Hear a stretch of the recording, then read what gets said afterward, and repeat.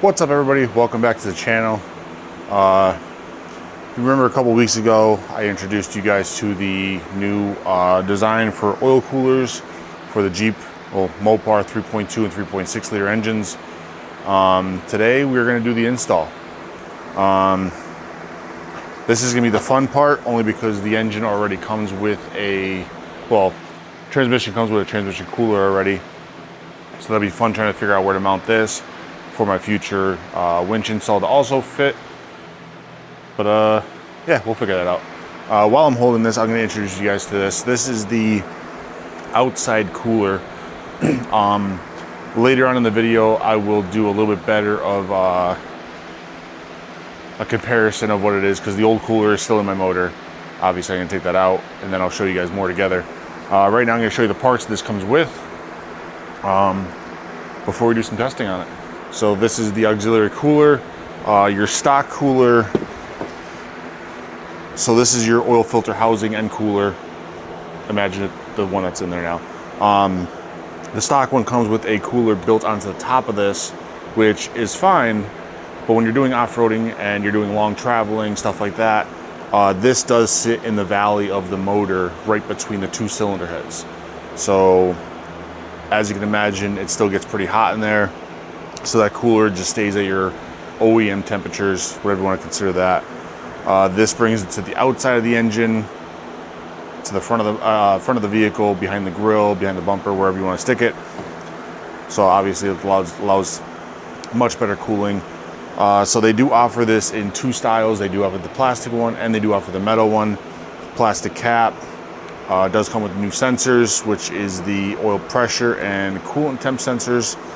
Obviously your little housing on top of this does come with intake manifold gaskets, mounting hardware to mount the housing to the block, as well as AN hose.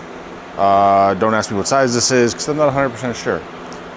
They send you a pretty decent amount. I haven't unrolled it yet, but I want to say it's at least 6-7 feet.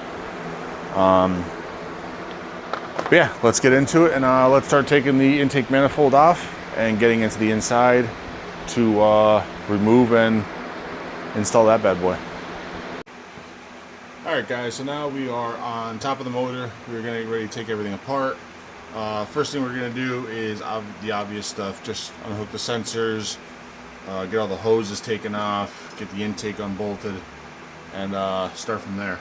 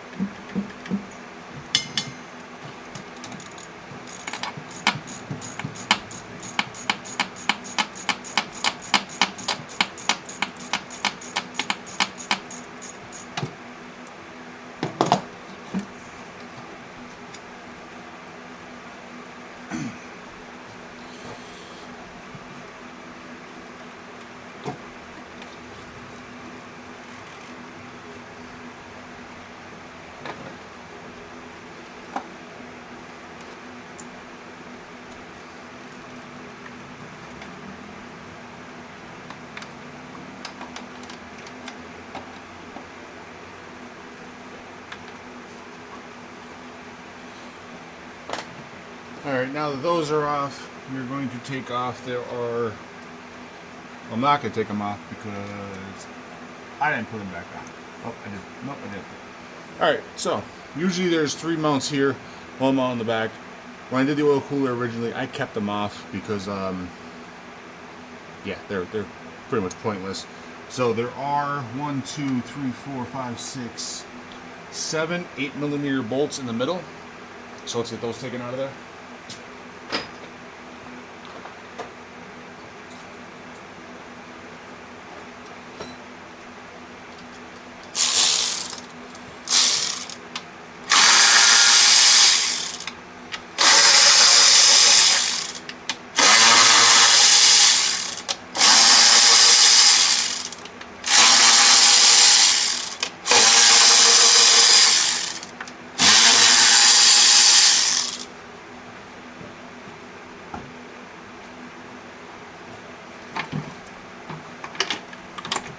And just like that, your upper intake is already taken off. We got some shelving over here. Make sure to put everything there. Alright, so next thing you want to do is you want to disconnect your fuel line. So obviously you don't want fuel going spraying everywhere. So I let this vehicle sit for a little bit before I do this. So you want to do is have a nice little paper towel. Put it right on up under there. Actually, before you do that, I'm going to go over real quick.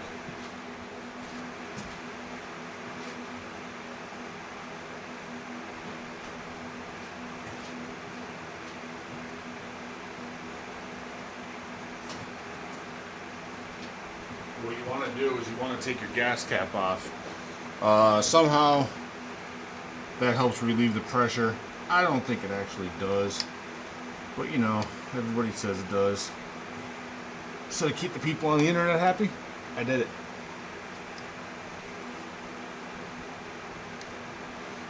So what you want to do, get your finger up under there.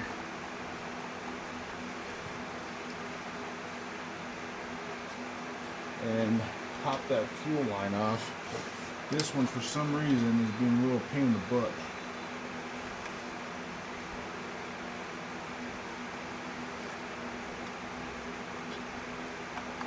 So what I might do instead is pop it out this way.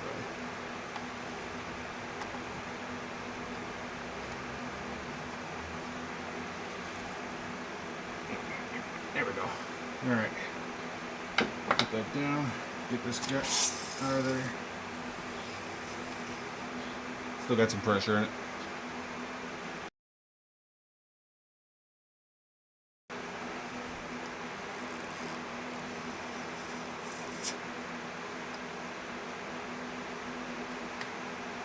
Alright, there we go. Pressure is finally blood. That took a while, but thankfully it's out.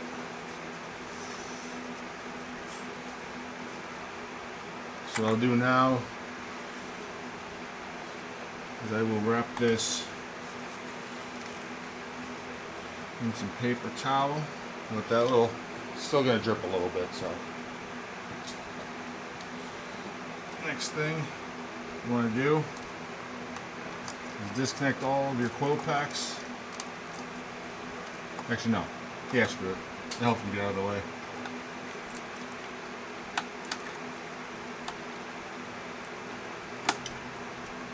So when all you're disconnected, you want to disconnect all your fuel injectors, because you will be taking this whole entire lower lower intake manifold out, as well as your fuel wheel injectors will also be coming out.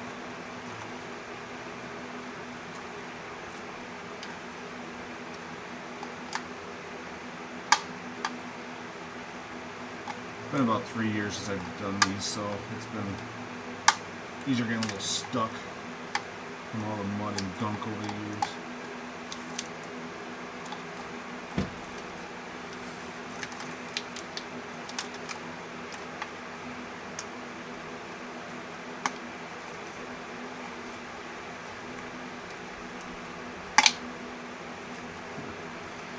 It does not want to play.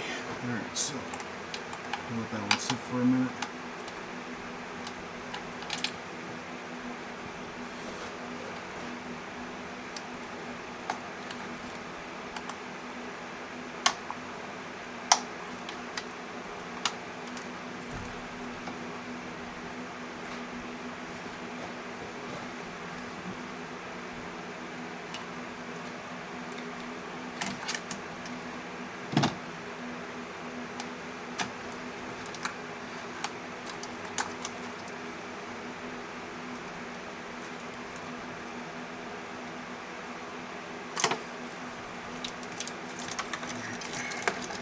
So that one's out.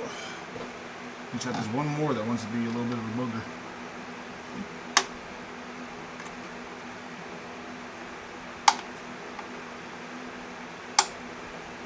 go. Alright, so all those are disconnected. Just pull the harnesses back a little bit, give yourself some room. Put that guy over there. Alright, and all of that is out. So then all we need to do is take your lower intake manifold out. So lower has 1, 2, 3, 4, 5, 6, 7, 8mm screws.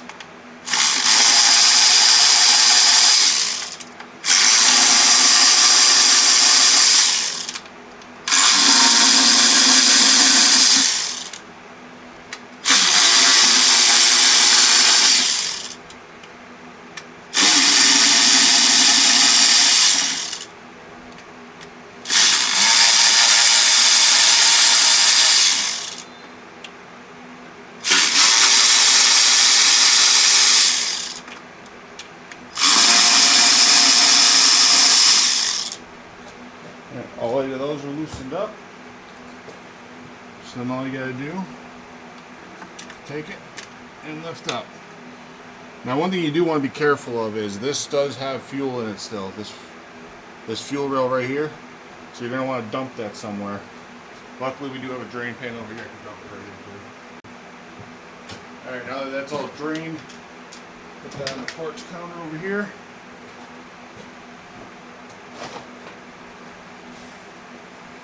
And while I have this all opened up, I want to check out, oh yeah, all my valves are nice and clean. Let's clean up little these guys. And to keep any dust from going in, just to keep any dust from going in, we are going to throw in some paper towels. So in that way, I don't have any gunk going in, because I did look down. I just wanted to see how my valves were doing. And looking in, there are a couple that are wide open, most likely on the intake portion of their life. So we'll block any of those just to keep them from getting any gunk in there and possibly causing issues on startup.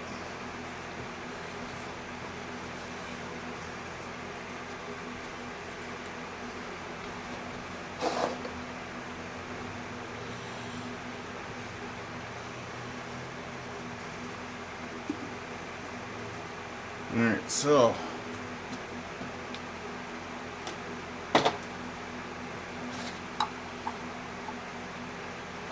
I do want to open up this oil filter just so in that way any oil that is down there or still in there can get drained back into the block. It will end up doing it on its own, but just to get everything going faster. Cool. So all the oil is already down there, but at least I don't have to worry about that anymore.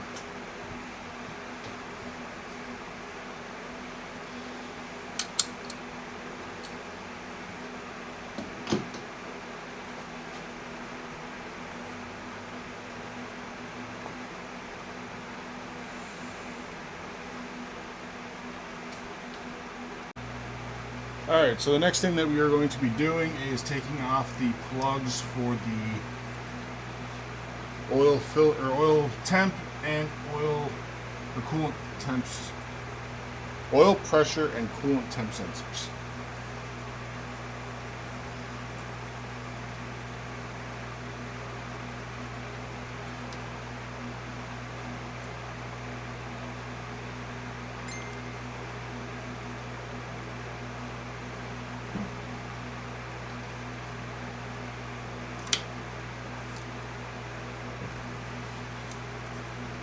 One removed, and there's the other one removed. Alright, so those are out. Now to disconnect the coolant hose which is going to be fun because I forgot a set of pliers, but I do have wire strippers. So we'll see if that works.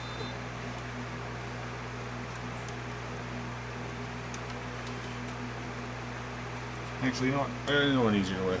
The first thing we're going to do is we're going to take a little cooler out, because then I can bend that hose up.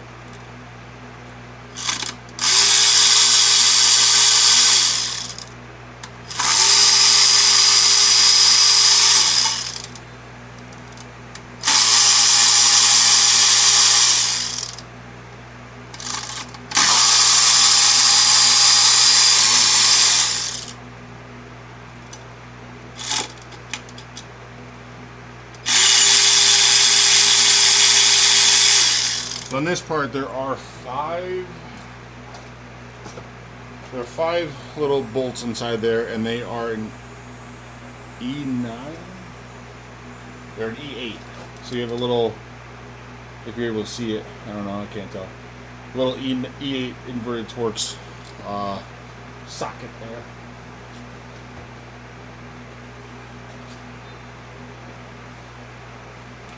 Then also to help us, we are going to give this little clamp a snip there.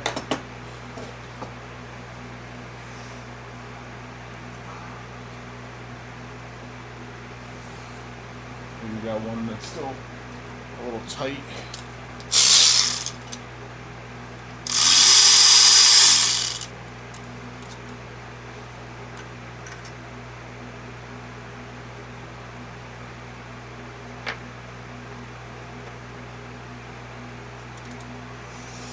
Maybe a little pry bar help.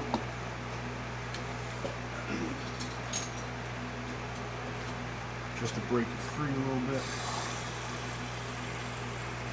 Ah, coolant's still a little warm, so you gotta let that cool down a little bit.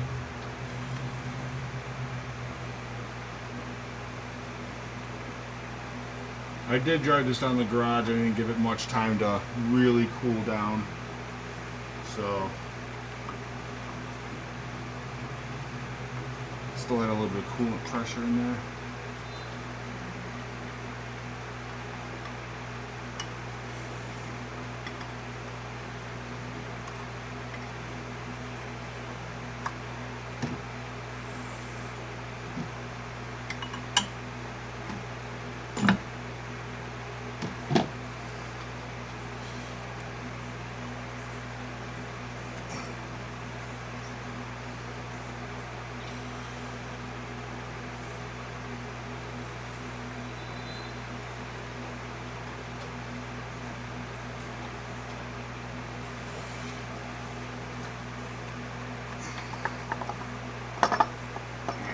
Go.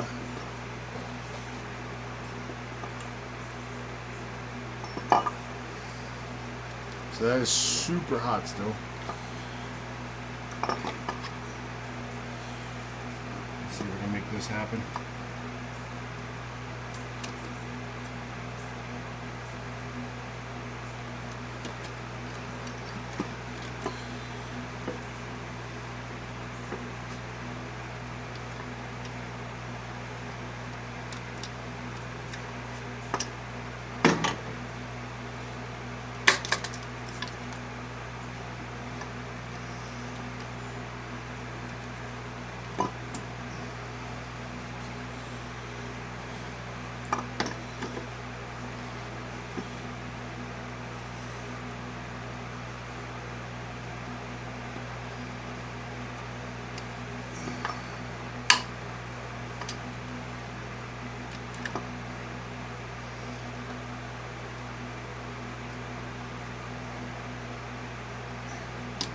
Alright, got that out of there. Now to just break the hose free.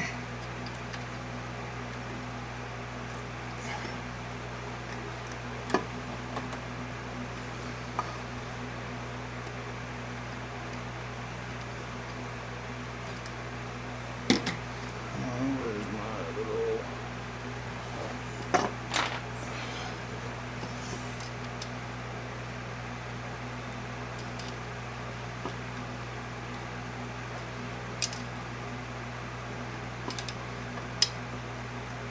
little flathead screwdriver always helps.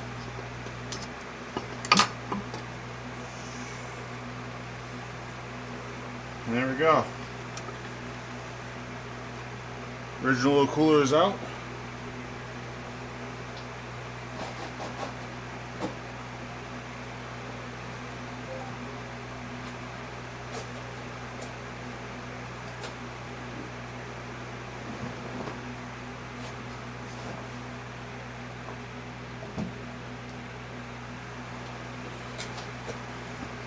And this is the fun part. Getting all the coolant and oil mixture cleaned up. I don't have a sucker, unfortunately, so I will be using an abundance of towels. So I'll let them cool down for a little bit. Alright guys, welcome back. Engine's torn apart, letting that cool down a little bit because my hands are getting a little hurt. I didn't want to wait and let the engine cool down. I was kind of excited to get this thing going. So now I'm letting it cool down. Sorry if it sounds a little windy. I do have the wind mic on. Hopefully that's blocking it because I do have a fan right here blowing on me because it's about 92 degrees outside. But while that's cooling down, I figured I would take this time to show you guys stock oil cooler and the design I was talking about earlier. So this is the stock one. Actually, this isn't the stock one. This is an upgraded aluminum one. Stock one's long gone. That was leaking. So about 3 years ago, I replaced it with this one. Just an Amazon special. So as you can see, this is where the cooler is I was talking about. It sits right on the top, right in the middle of the valley. It sits right on top of the oil housing. It does what it needs to do. It's nothing special. But this part right here is the part that gets replaced by this. The hardest part is going to be now figuring out where to mount it behind the grill so that way it doesn't interfere with a future winch bumper assembly installation. I'm sure no matter where I place it, I'm gonna have to move it anyways, but oh well. But yeah, I'm gonna take a little break, get a couple drinks in, and we'll be back to install the new one. See you guys in a little bit. Alright, so it's my first time doing AN fittings. Hopefully I do it right. I watched a couple YouTube videos on how to do it. So pretty much everybody was saying just put this end on first and then crank this end into it, not allowing the hose to move. So what I'm gonna do for now, just to make sure that this hose doesn't move, what I'm actually going to do is take a little bit of this heat tape that I got, this nice pink knife,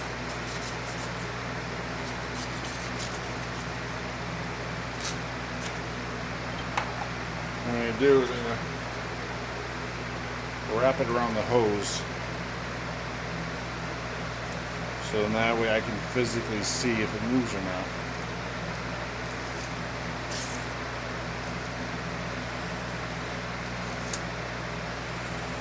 So it is pressed all the way down. Yep.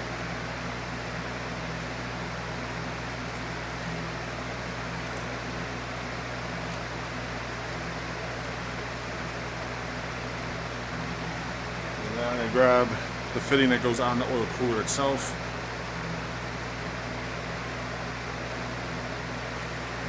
And crank it on there.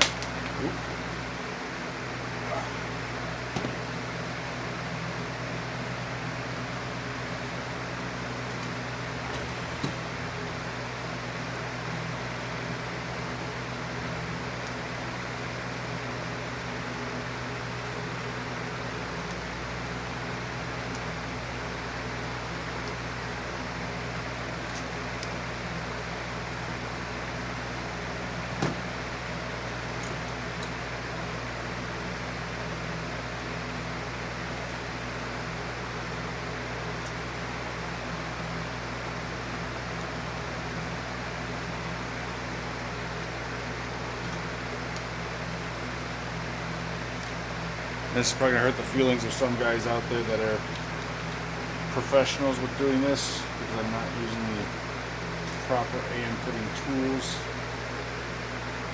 But I do not have those.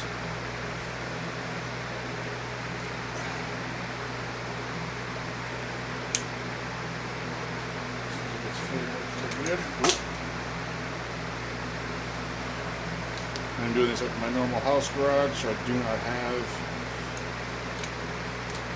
the vise and all that fancy stuff.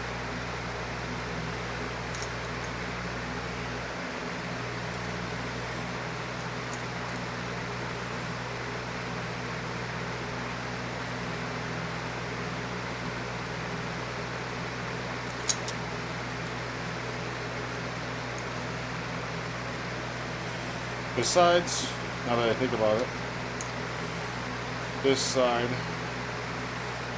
will be under the intake manifold, so it's not like this side will be easily seen anyways.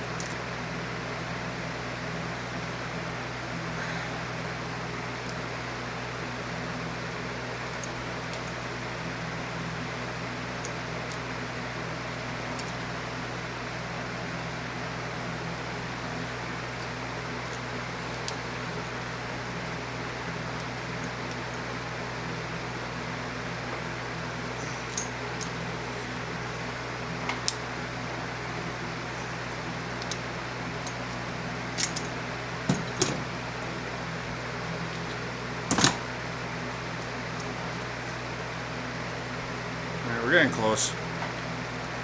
It's a little, still a little bit of a distance apart, but